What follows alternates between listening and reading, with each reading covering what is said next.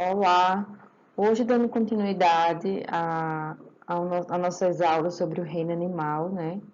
Então, nós estamos estudando todos os filos do reino animal, os 9 filos que são estudados no ensino médio. Vamos ver hoje um pouco do filo molusca, né? Ou moluscos, e também dos anelídeos. Então, vamos lá. Os moluscos, né? O filo molusca, são animais de corpo mole, né? Esse molos vem de mole. Então, temos aqui as características gerais desse filo. Então, a palavra molúsculo vem do latim moles, né? Que significa mole. Esses animais são formados, na sua maioria, apresentam 3 regiões, né? A cabeça, como a gente pode ver aqui, a massa visceral, onde ficam os órgãos, e um pé bastante musculoso. São animais triblásticos, com simetria bilateral, são protostômios, celomados e não segmentados. E tudo isso a gente tem falado em todas as aulas. Se isso para você não ficou claro, é preciso assistir às aulas anteriores. Eles podem viver em ambientes tanto aquáticos quanto terrestres, né, de água doce ou de água salgada, no aquático. E os principais representantes? Temos os mariscos, as ostras, lulas, polvo, caramujos e etc. A presença de concha, ela é bem marcante nesse filo. Alguns não apresentam uma concha bem pequena interna, mas principalmente esses representantes aqui marinhos apresentam essa concha calcária, que é feita de carbonato de cálcio. E essa concha, que é essa região aqui, ela vai ser secretada pela epiderme. Então, a parte da epiderme que secreta essa concha se chama manto. Então, aqui a gente tem as divisõezinhas, tem a epiderme, né, o epitélio interno, um epitélio externo, tudo isso aqui é o manto, essa camada nacarada, a camada prismática e o perióstraco. E todo esse aqui dessa camada nacarada, até o perióstraco, é o que nós conhecemos como a concha. Nessa imagem aqui, nós temos um representante genérico, não é um animal, realmente um molusco, mas ele é genérico porque a gente traz ele aqui para mostrar todas as principais características que podem aparecer nesse grupo. Então, nós temos aqui o pé, né, essa porção aqui dorsal, muscular. Temos aqui a cabeça, que são as regiões desse animal, né? Cabeça, pé e a massa visceral, onde fica aqui os órgãos, os principais órgãos, coração, estômago, as gônadas. Então, essa é uma ideia geral desses animais. Então, lembrando aqui que temos a concha, o manto, que é o qual que é ele que secreta essa concha. Tem uma cavidade do manto, que é um espaço entre a massa visceral e o manto, né, que ocorre trocas com o meio ambiente, né, também é onde está aqui o ânus do animal. A gente pode ver também aqui que eles apresentam um anel nervoso, né, com relação ao sistema nervoso. Então, a gente vai ver cada um desses aspectos, desses sistemas agora mais na frente. E essa é uma visão geral do grupo molusco. Com relação ao sistema digestório, eles apresentam sistema digestório completo, porque apresentam a boca e o ânus, certo? Vão apresentar uma estrutura similar ao que nós temos um hepatopâncreas, que lançam secreções enzimáticas aqui dentro do estômago. Então, a gente já tem uma complexidade maior do que os outros animais que a gente já estudou, certo? Na boca da maioria dos moluscos, apresenta uma língua com dentes, chamada rádula. Então, essa língua, que está bem aqui, ó, ela funciona como para raspar os alimentos. Então, são vários dentes formados de quitina. Lembra que quitina é uma substância bem rígida. Só que não vai ter são os bivalves, a gente vai ver quem são os bivalves. A digestão desses animais é tanto extra quanto intracelular. Então, extra, porque tem a secreção enzimática, né? Então, aqui no estômago começa a digerir, e intracelular, porque acontece também dentro das células. Como eu falei aqui, os bivalves, eles são filtradores, então eles não apresentam a rádula. Essa figura aqui pode estar um pouco confusa, mas um bivalve, por exemplo, é uma ostra. Então, a gente vai ver que entra a água por um ponto e sai em outro ponto, se chama sifão inalante, onde a água entra, e sifão exalante, onde a água sai. Então, quando essa água entra, ela vem trazendo aqui oxigênio, os nutrientes, e é dessa forma que esses animais conseguem obter o que eles necessitam do meio ambiente. Com relação ao sistema circulatório, pode ser de dois tipos. Pode ser aberto, quando o sangue ele não apenas circula dentro dos vasos, ele fica uma parte, ele é extravasada dentro do corpo, né? Isso vai acontecer na maioria das classes, mas em uma classe específica, que é os cefalópodes, que a gente vai ver, esse sistema circulatório é fechado, ou seja, o sangue ele só está presente dentro dos vasos. Isso aqui torna um animal com maior capacidade de locomoção, né? Eles apresentam, então, um coração dorsal com átrios e ventrículos, né? Uma cavidade pericárdia, onde fica o coração, além da aorta.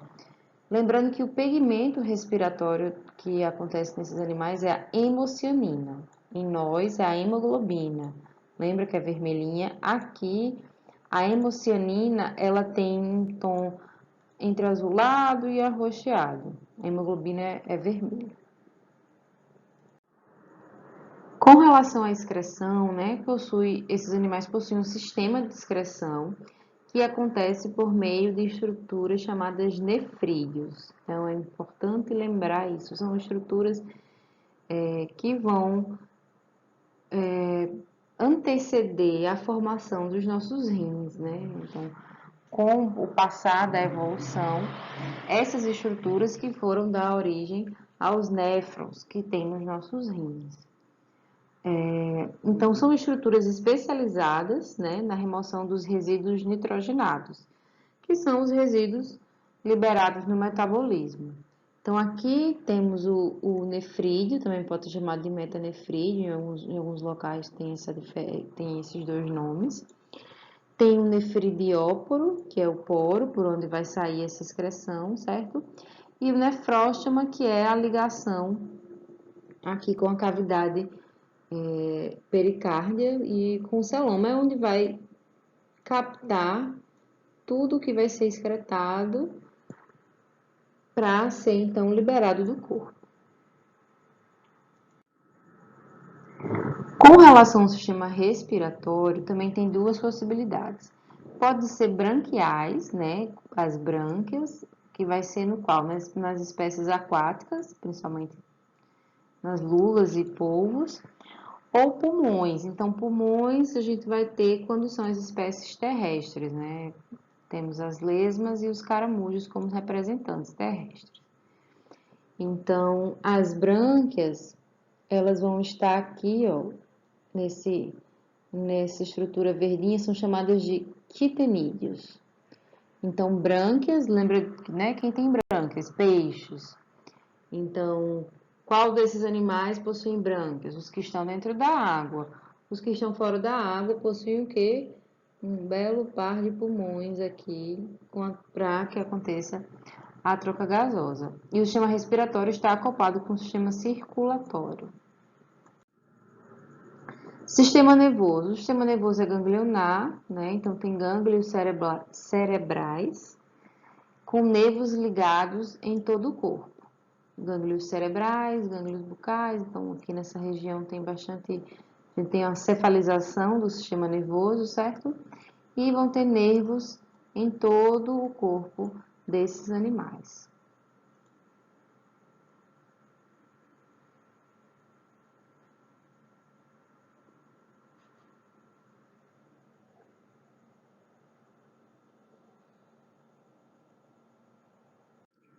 Além do sistema nervoso ganglionar, podemos citar também que esses animais eles apresentam olhos, né? Mas são olhos rudimentares, que são mais capazes de percepção de luz. Possuem também estatocistos, que são estruturas semelhantes ao que nós temos nos nossos ouvidos, que dão a noção de equilíbrio. Então, esses animais sabem quando eles estão, por exemplo, de cabeça para baixo. E apresentam também uma estrutura chamada de osfrádios, né? E essa estrutura é uma estrutura quimiorreceptora, então ela faz com que o animal perceba a presença de sedimentos na água, né? Ou de substâncias químicas. Então, apresentam estruturas sensitivas.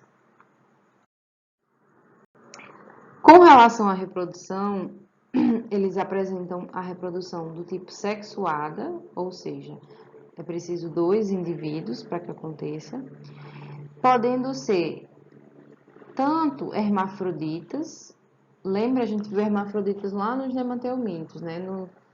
Nos patelmintos também, que os 2 organismos, eles apresentam tanto os genitais femininos quanto masculinos, tanto os gametas femininos quanto masculinos, eles se unem apenas para trocar o feminino com o masculino de cada um.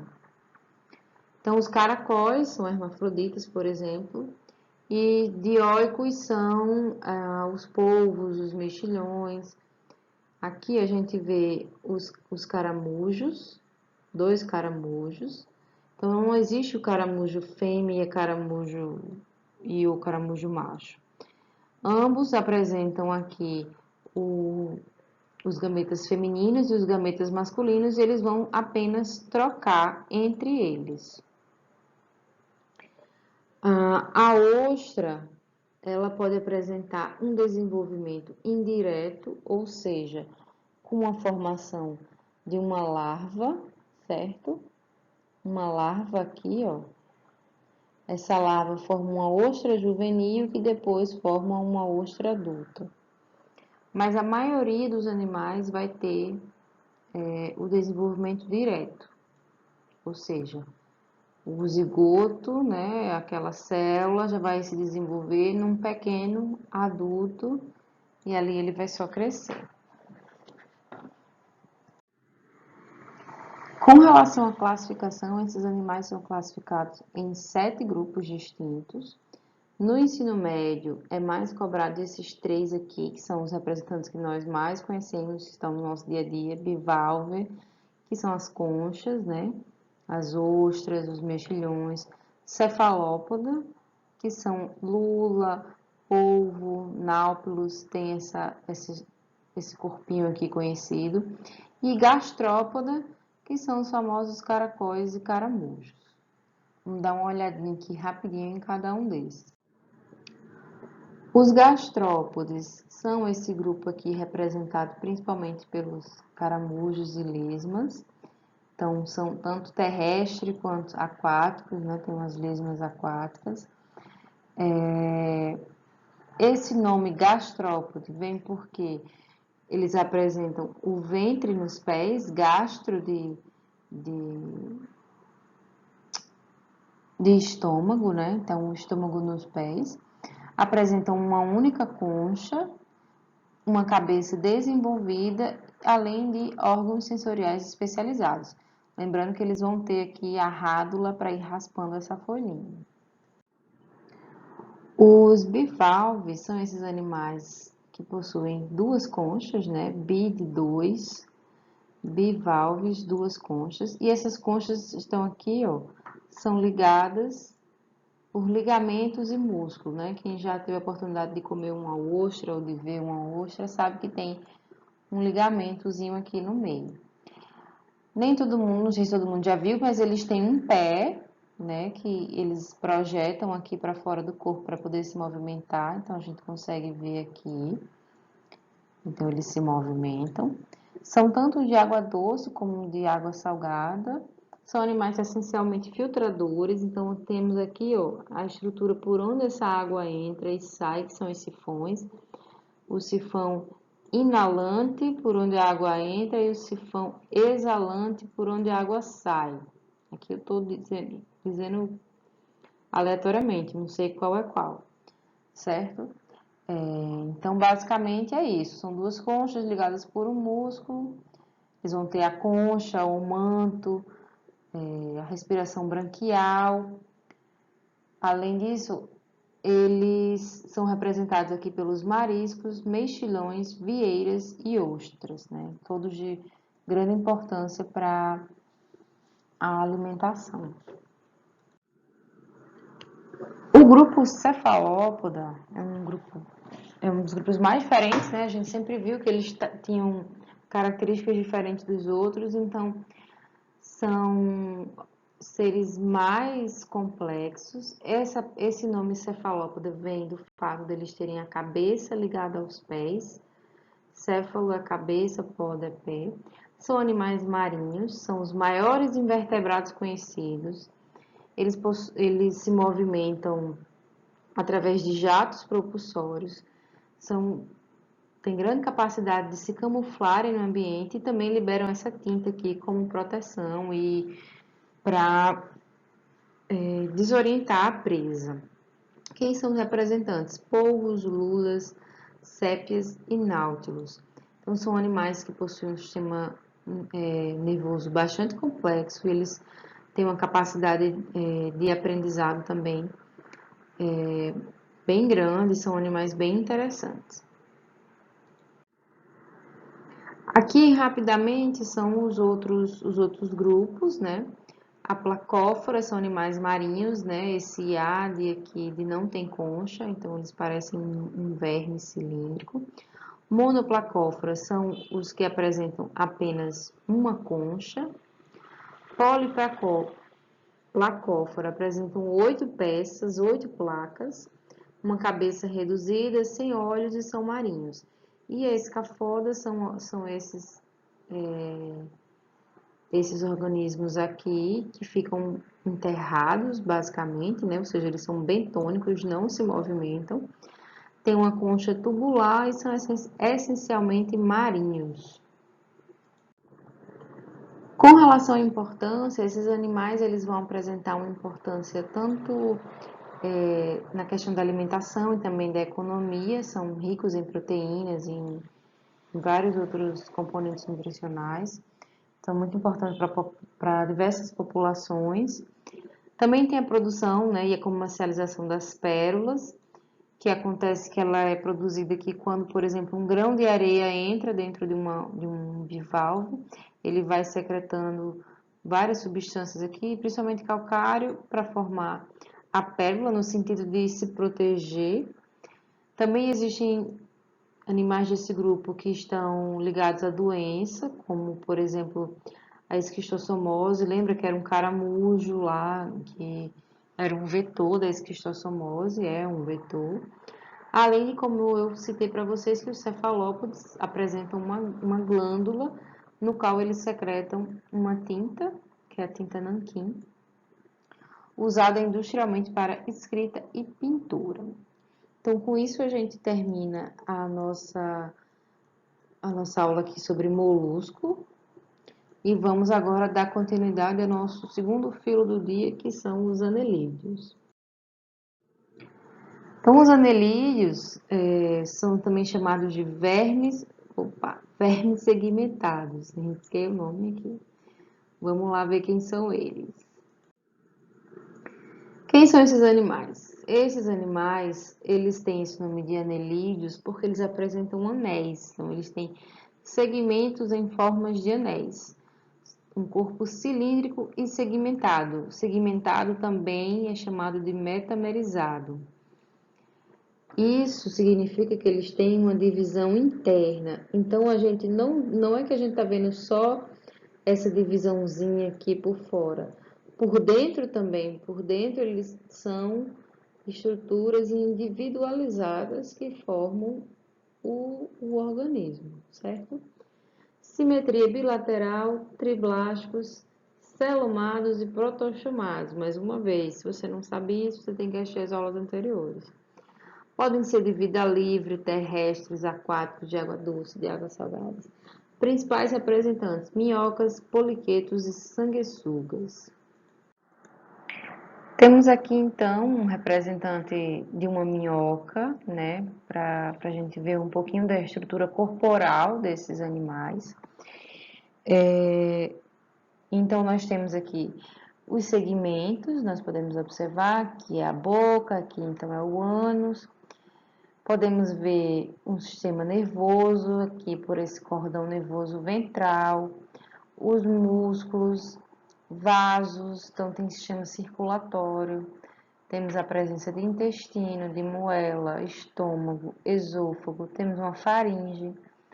Essa estrutura que a gente vê aqui chamada clitelo, ela é uma estrutura de reprodução, é onde fica aqui os gametas. Nesse corte transversal, nós vemos aqui o intestino, o vaso dorsal e o vaso ventral da circulação, um cordão nervoso ventral e o sistema aqui de... Deixa eu pegar outra cor. O sistema aqui de excreção, que são os nefrídeos. Vamos ver agora cada um deles.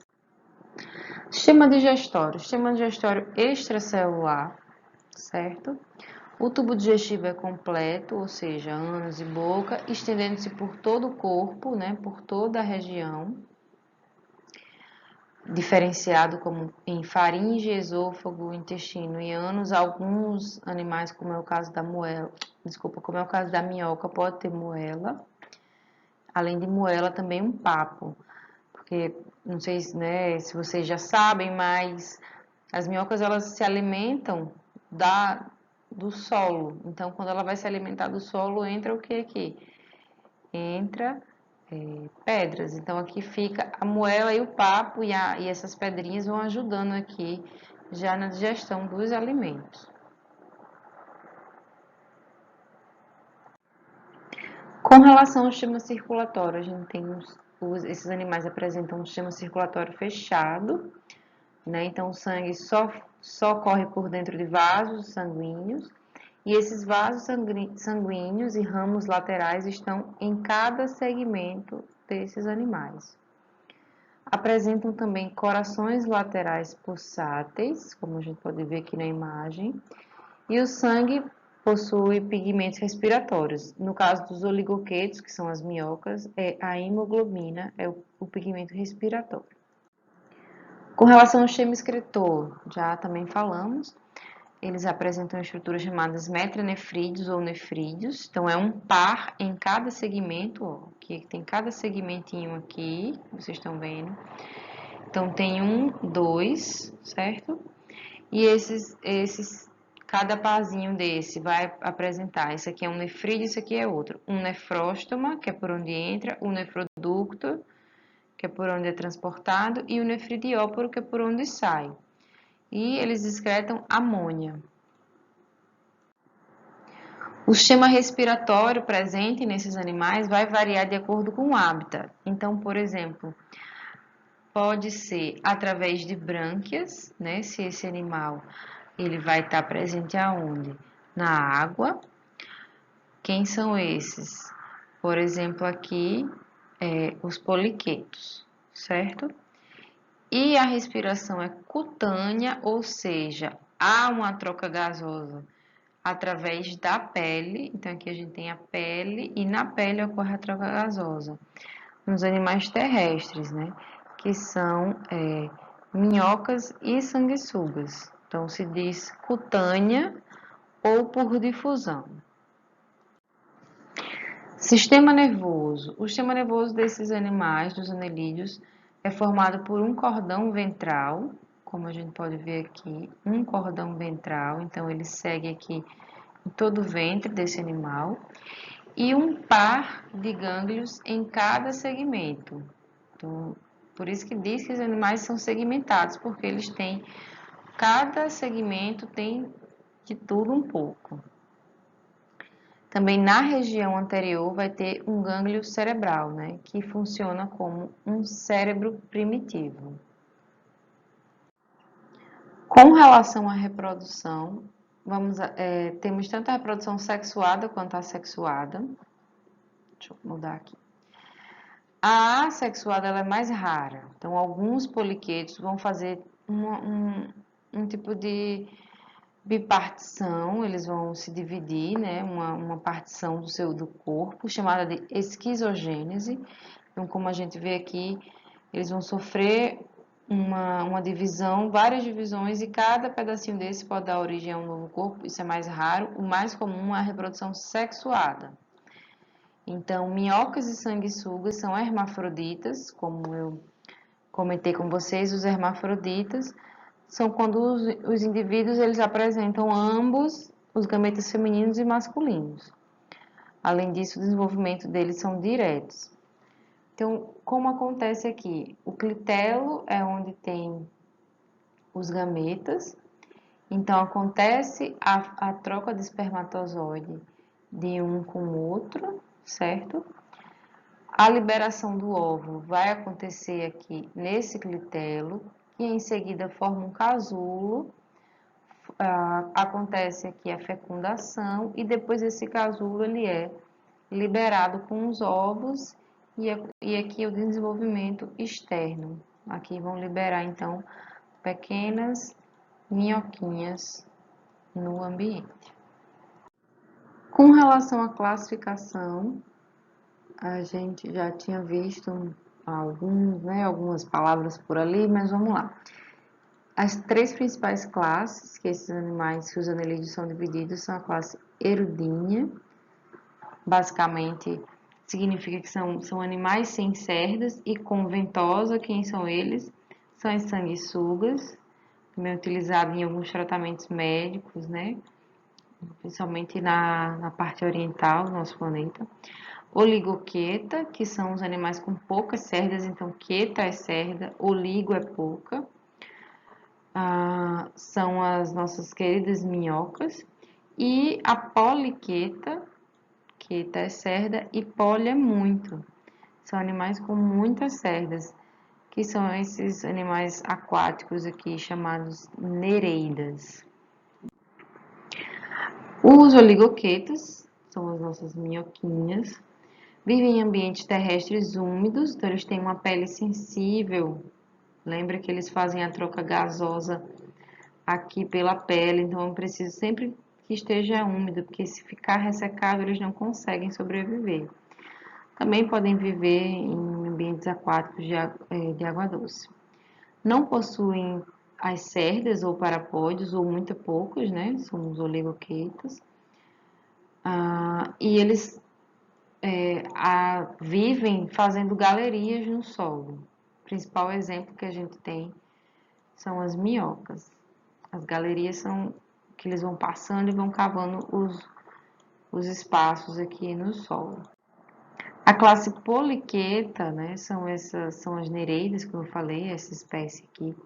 São marinhos, apresentam muitas cerdas corporais, e essas cerdas são expansões do corpo deles, certo? São as cerdas ou parapódios. E a classe Hirudinea, também chamada de aqueta, porque A significa nada, né? Então não tem nenhum pelo, nenhuma cerda, desculpa. Não apresentam cerdas ou também parapódios, né? A mesma palavra, significa a mesma coisa. Mas possuem uma ventosa, tem uma ventosa aqui na boca, ao redor da boca e ao redor do ânus. Eles, né, são chamados de sanguessuga porque essa ventosa deles, uma vez em contato com a nossa pele, sugam o sangue. A maioria são de água doce, mas precisam do ambiente úmido justamente por conta da pele sensível. O exemplo do nosso sanguessuga. Com relação à importância desses animais, nós temos principalmente aqui a importância das minhocas, que está relacionado com a fertilização e recuperação de solos. Então, desde a época de Aristóteles, que ele já falava que as minhocas eram considerados arados da terra, então elas vão caminhando aqui, formando esses pequenos espaços, que são muito importantes, que deixam a terra areadas, né, aradas, como fala. Além disso, eles adubam, as minhocas adubam naturalmente, porque uma vez que elas ingerem a terra e a matéria orgânica, elas também defecam, muita matéria orgânica, riquíssima em nutrientes, que é o que a gente chama de humus. Muito importante para a manutenção da terra, né, da planta, quando a gente coloca humus, a planta fica mais feliz. Com isso, então, a gente conclui nossa aula sobre anelídeos e voltaremos com o próximo grupo, que são os artrópodes. Agradeço a presença de todos até aqui, façam os exercícios e até a próxima aula.